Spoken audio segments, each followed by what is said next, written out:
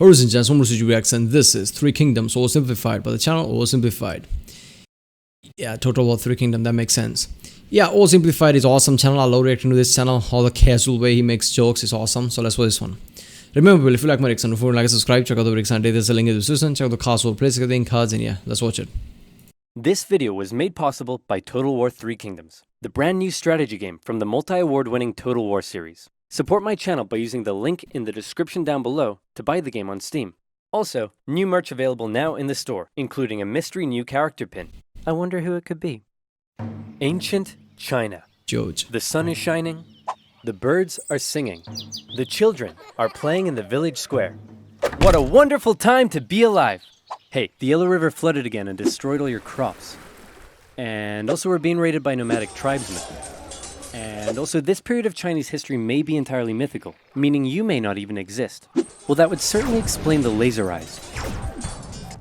Chinese civilization began around the year 2000 BC when the possibly mythical Xia dynasty was formed. Throughout China's history, dynasties would usually 2000 BC, so 4,000 years ago. Obviously that would make sense that how the history is. Nobody knows sure if it's a real or myth basically. Rise up with a powerful leader who worked for the good of the people. But over time, the leaders would become more corrupt and self-serving. Someone would inevitably build a lake of alcohol, and the angry populace would overthrow them, giving way for a new dynasty to rise. Following this pattern, the Xia dynasty was replaced by the Shang, who liked bronze and writing. But then the leaders got corrupt, and were replaced by the Zhou, who liked iron and philosophy. But that one sort of just fell apart, and was replaced by the Qin, who liked building walls and people made out of rock. But they were pretty tyrannical from the start, and were quickly replaced by the Han, who liked creating new trade routes and getting in touch with their emotions. In line with this pattern, the Han dynasty came about under the strong and popular leadership of Emperor Gaozu. The dynasty remained firmly in place for over 4 centuries and was considered a golden age in Chinese history, developing new forms of art, political thinking, technology. Oh, looks like all the leaders got corrupt. See, probably the biggest problem in ancient China's political system that allowed so much corruption to come about all the time was a little something called court culture. Let me explain. Imagine for me, if you will, that you are the son of the Chinese emperor. Hooray! Now, apart from how weird it is that you have a ton of stepmoms and many of them would like to kill you, and also all of your friends are middle-aged dudes with no dongs, life's pretty alright. One day, your father says, "Son, I know our relationship hasn't been the best, and I've never said this before, but I just want to let you know that I love you." Oh no, I'm having a heart attack! Look at you. Now you're the emperor. I'm so proud of you. But wait, you are but a child and have no idea how to rule over a massive empire. Fret not, because just about everyone in your court wants to help you. Yeah, obviously he didn't, he doesn't know much how to rule because he's just a kid. I've seen this many times throughout the history where, a king dies and kid basically 8-10 years old, becomes an emperor or king. Obviously he doesn't know anything at that point. Then obviously everybody will try to, take advantage of him. And he's a kid. Obviously he's not going to be smart at that point. So, usually it ends up, him dying with accident. Or, some way or somebody just blatantly killed the kid to become a king or emperor. That's just effed up. Normally I would think that, a king or anybody should take some kind of a measure to make sure things like this doesn't happen. Like create some kind of law that if, next king is just, way underage like that until he becomes, I guess late teens. Somebody, takes over the day-to-day operations of becoming a king and ruling the kingdom. But he can never be a permanent king. But when the, prince comes to an age, he becomes the king. I used to think that, but then I realized, wait a minute. It doesn't matter what laws and what rules you put in. Bigger military mentality will always win. So if you put somebody like that in charge temporarily, he will create lots of loyal people in his military. By doing lots of good things, he would basically, take everybody in his kingdom, like all the people in the kingdom on his side, like, oh, he's a good king. Even though he's a temporary, he's a good emperor, he's a good king. So by then, when the kid turns, I guess, late teens, when he, grows up, he's just going to say, screw you, I'm going to be king now. And it's going to have him assassinated anyway. So there's this after situation all around. When a king dies and the prince is young, that always ends up bad. You out with that. Hey man, remember me? I'm your mom's bro. Anyway, I heard you needed someone to rule over China for you. I mean, to help you rule China. So hey, here's a popsicle. I hope we can get along. No way, man. We've been your friends and your personal caretakers your whole life. And even though we may have no dongs, I think you should give us all the power to rule China. I mean, help you rule China. Wait a minute. First of all, the uncle basically probably is a lord of some area or something, whatever, because he was a brother of the king, right? He coming on like I'm the next best thing you have is understandable. So even in the eyes of people, how did this, supporting role eunuchs can say, I will help you rule China, not your uncle? How does that even work? So who will you be influenced by? Your scheming uncle or your loyal eunuchs? And towards the end of the Han Dynasty, a string of child emperors allowed more and more power to fall into the hands of the eunuchs. Oh no, now they're scheming too! They began handing out government jobs for bribes, heavily taxing the poor for their own wealth. And while you're sitting there eating your popsicle, everyone in your court is literally murdering each other to try and consolidate more power and riches for themselves. While all the peasants are outside like, hey, did you guys know there's been a drought out here for 2 years? Guys? Obviously the people weren't too happy that while they were struggling to survive, they were also being heavily taxed so that the eunuch faction could all have rockin' mansions, complete with swimming pools and Alexas. So finally, when a self-proclaimed Taoist wizard came along and was like, you know whose fault it is that we're all out here starving? It's the emperor and his posse. They've lost their mandate from heaven, and the imperial family must be destroyed with an unrelenting, furious wrath. Also check this out. Huh? Can you tell what it is yet? Ta-da! It's a little kitty cat. That did it. Look at her little ears. The people loved his political philosophy. And he his promised magic. them land reforms, and his followers grew in number. They began arming themselves and wearing yellow turbans. And they also developed a really catchy slogan. In the year The azure sky is already dead. The yellow sky will soon rise. Yeah, okay. Yeah, this is a trend in history, whether it's Lenin, Hitler, or anybody. Whenever there's an emperor, king, or whatever, somebody at the head of the state, whatever, and they're doing a bad job, it's pretty easy to rile up people, right? It's pretty easy to do revolt, and people who has their agenda, who has certain goals, can easily rile people up and turn things in their favor, basically. 184, the Yellow Turban Rebellion broke out across China, with millions rising up against the Han Dynasty, and the imperial government in the capital city freaked out. With all their internal bickering, they were completely unprepared and unable to deal with such a huge rebellion. So they were forced to call on independent warlords from across the empire to help them deal with this situation. Some big names took part in the fighting. I'm talking the likes of the great Cao Cao, the tyrannical Dong Zhuo, Liu Bei, Sun Jian, and many other Chinese names I'm definitely not pronouncing correctly. Yeah, so this is pretty similar to what Japan did, right? At the time of crisis like this, they ask samurais for help, and then they just decide to stick around, create a shogunate. These warlords crushed the rebellion in their own respective regions, and with casualties in the millions, the Han Dynasty breathed a huge sigh of relief. But what they didn't realize is that by relying on all the warlords and their armies, they had essentially diminished their own central control over the empire. And many of the warlords now held the power to act almost completely independently and rule over their own local regions themselves. I mean, it doesn't matter in there what dynasty you are or whatever. Empire only works if your power is recognized by people. And usually that's always by fear, like how powerful you are. You just show that you are not powerful enough to defend yourself. You need, help of other lords, basically. So obviously they are going to say, "Fuck you and your Han Dynasty. I rule my own province." Back in the capital, the emperor and his son were having a little chat. Listen, I know we've had our ups and downs, and I spend all of my time with your many smoking hot stepmoms instead of you. But what say you and I finally go on a little fishing trip together this weekend? Oh no, I'm having a stroke! And yet another child emperor was on the throne. This time, however, instead of the eunuch faction gaining even more power, this child emperor's uncle became his regent, who also just so happened to be the head of the imperial army, He Jin. Man, I hate those sneaky, lying, cheating eunuchs. Hey Warlord Yuan Shao. What should we do? Kill them all. I like you. Right on. You can't kill the eunuchs. They're a vital part of this empire's governance. And also, they paid me a lot of money to say that about them. Ah, come on! No! So He Jin and Yuan Shao decided the empress may need more convincing. And so they called in an infamous, feared, tyrannical, overweight warlord from the northwest to help convince her. That man was Dong Zhuo, and he set out for the capital city with his army. Hey guys, I heard a rumor that He Jin was planning on killing us. Then why don't we kill him first? And so it was. They lured him to the palace with a forged letter from his sister, and when he got there, they lobbed off his head.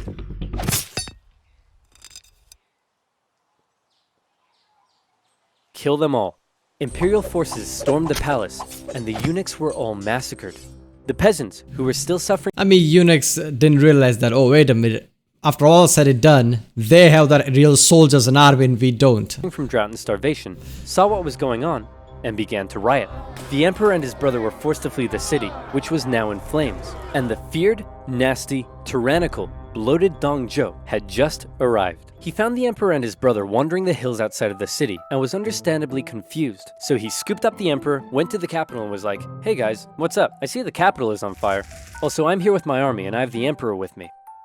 Wait a minute, the capital is on fire, I'm here with my army, and I have the emperor. Screw you guys, I'm in charge! So now Dong Zhuo ruled over the Han Dynasty as the emperor's regent. His first act was to say to the emperor, "Hey man, no hard feelings, but I like your little brother better, so I'm actually making him emperor instead of you, so you're free to go do whatever you want." Actually, yeah, that feels better. Dong Zhuo ruled with That's just effed up killing kids, man, come on. It doesn't matter if they're emperor or not. Just for your political play. That's effed up. I mean, that used to happen a lot in the, previous history centuries ago, basically. But still, that's just effed up to see that. Damn, that's why, obviously, if the kid's father and father before him, if they'll spend less time boinking all the stepmothers and, actually to make sure that his, entire kingdom is more loyal to him and his prince or whatever, none of this would happen, but they just care about themselves. They just, stuck around just boinking everybody. That's what probably caused him to have a heart attack. Yeah. With an iron fist, and he did whatever the flip he wanted. He made absolute decisions himself, showing no regard for the monarchy. He had his opponents or those who disagreed with him killed. He broke protocol, doing things like keeping his sword when approaching the emperor, wearing shoes in the court, sleeping in the emperor's bed, and worst of all, he would walk in the presence of the emperor. You were meant to trot. The other warlords around the empire hated him, and so they said, "Something needs to be done about this guy. What say we form a coalition and oust him?" And it was agreed. Warlords from across China, their armies amounting to 100,000 men, allied together against the tyranny of Dong Zhuo. Yuan Shao's coalition consisted of some of the nation's most capable leaders, including his half-brother Yuan Shu, the great Cao Cao, and Sun Jian. But Dong Zhuo had an ace up his sleeve. His protege and adopted son, one of the most skilled and feared warriors in all of China. It's Lu Bu. This guy was a beast of a man. He never lost a duel, and no other warlord dared challenge him to one. He was also famous for betraying just about every warlord he I can already imagine him played by, Jet Li, I think.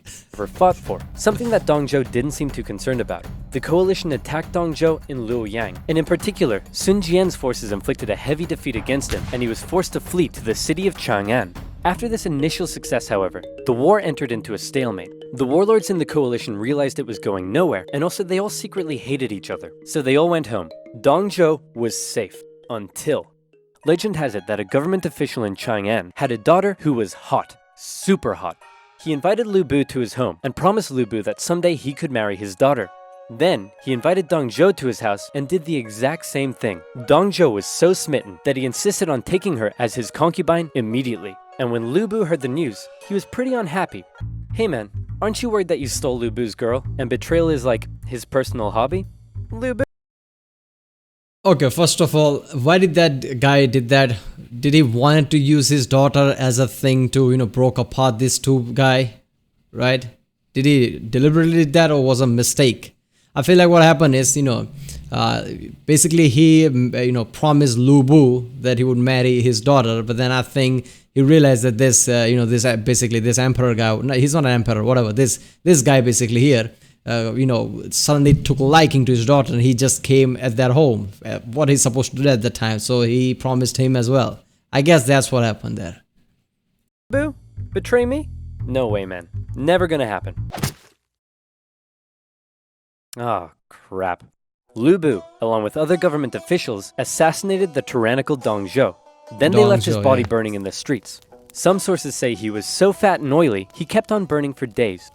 Nice. So with Dong Zhuo dead, and the power of the Han government essentially decimated, China was left with a huge power gap, and a ton of warlords who all slept soundly at night dreaming of being the one to fill it. Here we enter into a crazy and chaotic period of civil war all across China, with so many people, so much betrayal, so much intricacy, it makes Game of Thrones look like a Dr. Seuss publication. But just to give you an idea of how crazy... I think I can already see Game of Thrones taking things from this period, right? I already saw that uncle came there, uncle and the eunuch trying to take power. uncle being more powerful with army and whatever. That already feels like Tywin Lannister thing, how it happened in, I guess, first 2 seasons. And chaotic it was, see if you're able to keep up with this. Are you ready? Here we go. Here's a rough map of the warlords throughout the Han Dynasty at the time. Half-brothers Yuan Shao and Yuan Shu were both in a power struggle for who would become the figurehead of their family. Yuan Shu made alliances with warlords in the north, along with Sun Jian, the guy who defeated Dong Zhuo. Yuan Shao also made alliances with Liu Biao in the south and Cao Cao, who was an amazing strategist and general. All of these warlords began fighting each other. Cao Cao began building his own strength by subjugating nearby remnants of the Yellow Turban Rebellion into his own forces. Down south, things weren't going so well for Sun Jian, as he was killed in an ambush, so Sun Sun Sun Ce took over. Then, Yuan Shu got pushed back to the river Huai, so he ordered Sun Ce to take the territory of warlord Lu Kang. Then Sun Ce went off to capture territories in the east for himself. Cao Cao's family lived in this province over here. One day, they were murdered. Oh no, Cao Cao held the province's governor responsible, and so he launched a cruel invasion in which he pillaged cities and murdered over 100,000 civilians. Hold up there. Wait a minute. So went off to capture territories in the east for himself. Cao Cao's family lived in this province over here. One day, they were murdered. Oh no, Cao Cao held the province's governor responsible, and so he launched a cruel... Ooh. I'm not usually this cynical, maybe. Why do I feel like Cao Cao deliberately did that? He killed his own family so he could blame Tao Qin or whatever.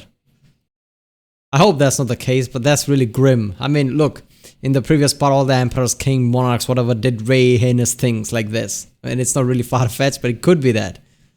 Damn. Cruel invasion in which he pillaged cities and murdered over 100,000 civilians. The governor sent out a call for help, and a very popular, likable warlord by the name of Liu Bei came to his aid. However, while Cao Cao was away fighting, a rebellion was staged against him in his home province, by none other than, it's Lu Bu. Cao Cao rushed home and defeated Lu Bu, who fled to the east, which by now had been inherited by Liu Bei. Then Lu Bu, surprise surprise, launched a rebellion against Liu Bei, who fled to Cao Cao. Together, Cao Cao and Liu Bei would go on to invade. Lu Bu is the kind of guy who's, fighting a battle, doesn't know where he's fighting, who's he fighting with or against. And he just takes arm, from whoever is fallen or whoever is just, not suspecting. He tries to attack somebody, that guy kicks his ass, he just runs away to somebody else. Then from there, he just takes weapon for somebody else and attack them. And defeat Lu Bu. Lu Bu offered to join Cao Cao, and Cao Cao considered the offer. But his advisors were like, no way man, this guy's betrayed literally everyone he ever worked for. And so boo-hoo, Lu Bu was executed. Next, Cao Cao convinced the emperor to move in with him. Now he's in control of the Han government, something that made his allies very jealous. Yuan Shu, out of nowhere, decides to declare himself emperor of the new Zhong dynasty. Nobody liked that. His allies cut ties with him. The imperial government ordered everyone to kill him. He tried to flee to his brother Yuan Shao, but died of illness on the way. Sun Ce took over his territory, and then got assassinated. So his brother, Sun Chen, took over. Liu Bei turned on Cao Cao, but got obliterated, and was forced to flee south. Yuan Shao finally defeated the warlord to his north, and could now focus south. He declared war on his ally Cao Cao, but was defeated at the Battle of Guandu. Cao Cao has now united the north, and he turned his attention to the south. In particular, Liu Biao's province was becoming a powerful threat, so Cao Cao attacked him. Liu Bei was now fighting for Liu Biao, and he held Cao Cao off for a while. But then Liu Biao died and his son took over, and immediately surrendered to Cao Cao. Liu Bei was horrified, and he fled southward to try and maintain control of the province. Cao Cao was on an absolute roll, and it looked like he would be the one to take control of China. He began making plans to attack both Liu Bei and Sun Qian, and the two of them, seeing where things were headed, met up and decided to form an alliance. Now I know that was a lot to take in, but all you really need to know at this point is that this guy is on his way to taking over everything, and he's about to throw his full weight at the southern warlords. These two have one chance, one battle, to prevent him from invading the south, and that battle was the famous Battle of Red Cliffs. To take the south, yeah, it was, first of all, names and things, it was hard to take, track of, but damn, that was just chaotic. I mean, this is not unusual, it happens everywhere in every kingdom, wherever, the emperor is weak, civil wars happens like that, right? And then after that, obviously fighting like this happens, alliance remains, backstabbing, but this backstabbing made look like, Roman Empire backstabbing like it's nothing. Everybody was stabbing everybody in the back, everybody wanted to become emperor. Cao would need to control and cross the mighty Yangtze River. He had over 200,000 men to face against Liu Bei and Sun Qian's combined force of 50,000. How would they stand a chance when they were so outnumbered? Legend says most of Sun Qian's advisors pleaded with him to surrender, but then he smashed up a table and they all backed down. Luckily, Cao Cao's forces were ravaged by disease and exhaustion, and his northern soldiers weren't too comfortable on ships. So when Cao Cao sailed down the river and the two sides met for an initial skirmish at Wulin, Cao Cao was unable to inflict a defeat against the allies. Then one of Sun Qian's men came up with a very sneaky plan. He sent Cao Cao a letter pretending that he and others wanted to defect to his side, and offered to bring him some of Liu Bei and Sun Qian's finest ships. Little did Cao Cao know, however, that those ships were full of flammable reeds. As they approached his fleet, they were set alight and destroyed his ships in camp. Seeing the situation, Chinese love that shit, right? I mean, I saw that video about first Opium War from Extra Credits. In that, there was, British Empire versus China. China usually did that shit, right? They just send the shits and, burn it and just, it's like a grenade, right? Grenade in form of shit that burns everything up. That's a strategy Chinese have been doing for a long time, I guess. Is hopeless, Cao Cao ordered a difficult retreat through the rain and marshlands, during which more of his men fell to illness and disease. The underdogs had won, and Cao Cao would never again have another chance to take the south.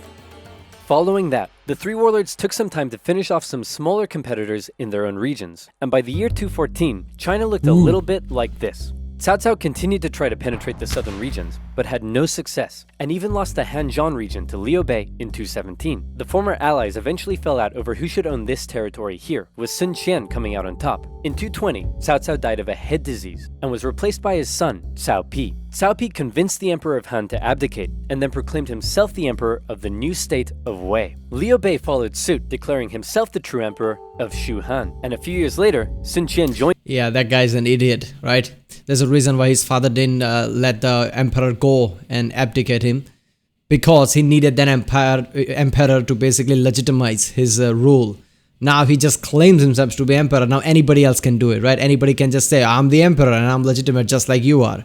I mean, you don't have the emperor with you. You just claimed yourself to be emperor. Anybody can do that with a bigger army. So when it comes to legitimacy, he needed the emperor rather than sending him away. Joined in the fun and declared himself Emperor of Wu. And so now you have a number of kingdoms in China. How many? Count them. 1, 2, 3. 3 kingdoms. Except, actually, they weren't kingdoms, they were dynasties. And when the 3 kingdoms finally formed, not a whole lot happened. For the next 3 decades, they continued to engage in combat, but it almost always ended in stalemate, and nobody really got anywhere. So how did it all end? Did Cao Cao's descendants eventually realize his dream of unifying China?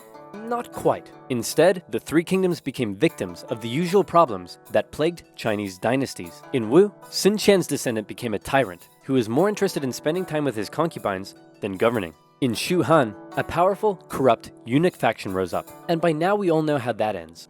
And in Wei, a string of young emperors gave way for a powerful family, the Sima clan, to take control of the dynasty's government. This Sima clan recognized the weak state Shu and Wu had been reduced to, and so they began making plans. I've just received this letter that says Wei is planning to attack us. Should we make preparations for war? Nah, it's probably nothing to worry about. Let's do absolutely nothing. Sounds good to me. Wei launched a full-scale invasion into Shu, which fell within a year. Then Sima Yan forced the Wei emperor to abdicate and proclaimed himself emperor of the new Jin dynasty. In the year 279, Jin launched an invasion of Wu and finally unified China in the year 280. The pattern of rising and falling dynasties. So after Han Dynasty, everybody was like meh. Everybody was kind of, good for their regions and just was, warlords, but for their regions. Nobody really badass came around until this guy who just walked in and kicked everybody ass. I guess that's not true. Whoever was involved, the 3, Cao Cao and Chow Chow or whatever that his name was, all those people were strong, but their ambitions died with them. Their kids were like lazy and like who gives a fuck, and they were just hanged around, had lots of wives and whatever, until one guy with ambitious came and just took over the whole place. I guess his kids are gonna mess up too, because that's a trend. Division and reunification would continue in China for centuries to come. Right now you may be asking yourself, but wait a minute, what would have happened if Cao Cao had his way and unified China? Or what if Lu Bu never assassinated Dong Zhuo and he continued to rule over the Han Dynasty? What about if one of these smaller warlords had risen to the top? Dang it, what if I want to be a warlord during the downfall of the Han Dynasty? Whoa, partner, calm down, because now you can. This video was brought to you by Yeah, nothing would have happened. It would have been same shit, because it's always the same shit. One guy rises up, he has the ambitions, he dies with a heart attack or something, or somebody stabs him. His kid or whatever who's in power does not care, because he lived in a lavish life from the day he was born. He was treated as king because he was one. He was a prince. So, he doesn't have much of ambitious because he already had everything growing up. So, he just wants to, rule somewhat, and somebody with ambitious come and just kills everybody in him, and another dynasty comes. Dynasty after dynasty, that's what happens. Alright, people, that was the 3 kingdoms by the channel OverSimplified. If you like my reaction, don't forget to like, subscribe. Check out the Rick Sanity, there's a link in the description. Check out the cards over, check out the link cards in. I'll see you next time.